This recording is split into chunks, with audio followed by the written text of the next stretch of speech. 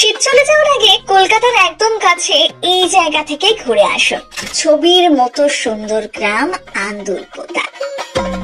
সকালে গিয়ে রাতে ফিরে আসতে পারবেন, গোটা দিন দারুণ কাটবে। যারা বেশি ছুটি পান না তাদের জন্য একদম পারফেক্ট ডেস্টিনেশন।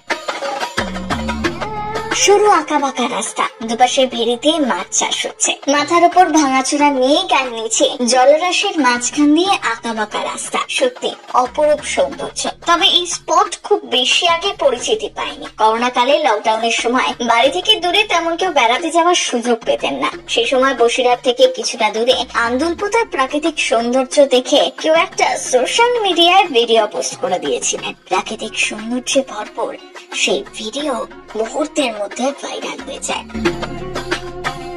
প্রকৃতির সঙ্গে চাইলে ঘুরে আসতে পারেন আন্দুলপোতা, উত্তর 24 পরগনা বাগদা মহকুমার ছোট গ্রাম। জনপ্রিয় পর্যটন কেন্দ্রের তালিকায় না পড়লেও পড়ন্ত বিকেলে এখানকার সৌন্দর্য মন ভোলানো। আকাশে রঙের খেলা, সৌন্দর্য হয়ে যায় যেন আরো দ্বিগুণ।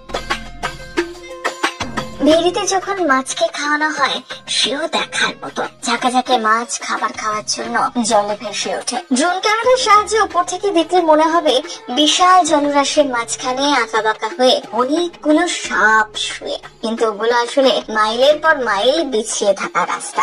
গত 3-4 বছরে বিখ্যাত হওয়া জায়গাটি বিকেলের দিকে বেশ ভালোই ভিড় হয়, বিশেষ করে এই আঁকা বাঁকা রাস্তাগুলোর জন্য।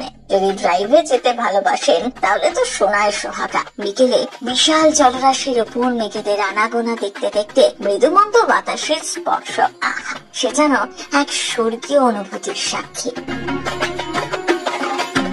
ভিড় ছাড়া আশপাশে তেমন কিছু নেই, জায়গাটিও নির্জন। জলের পাড়ে বসে হাওয়া খেতে খেতে দিব্যি সময় কাটিয়ে দেওয়া যায়। যে কোনো মরশুমে সূর্য ডোবার সময় এই জায়গার রূপ পাল্টে যায়। সূর্যের রক্তিম আভা পরে জলেও। গ্রাম পরিবেশ দেখলে চোখ জুড়িয়ে যাবে। সকাল সকাল বেরিয়ে সারাটা দিন ঘুরে রাতে ফিরে আসুন।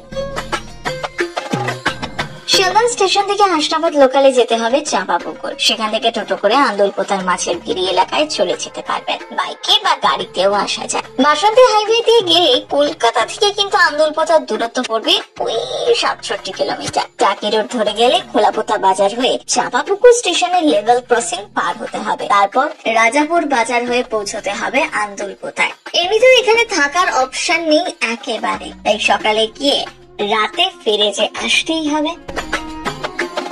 আন্দুলপোতা সত্যিই যেন ছবির মতন সুন্দর। প্রথম কলকাতা ব্যুরো।